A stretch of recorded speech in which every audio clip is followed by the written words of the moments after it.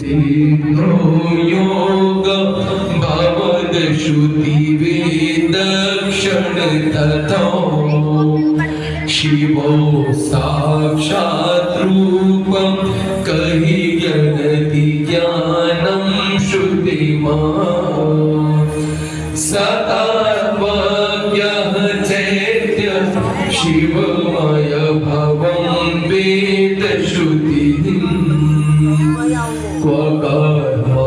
देवोऽपि त्वमवद च सिद्धिं परिषुतः महोरूपं ज्ञेयं भवच महप्रेम श्रियसहो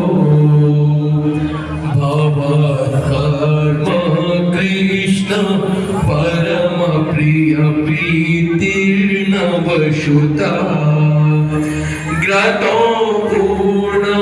गीतां सहज गुरुवे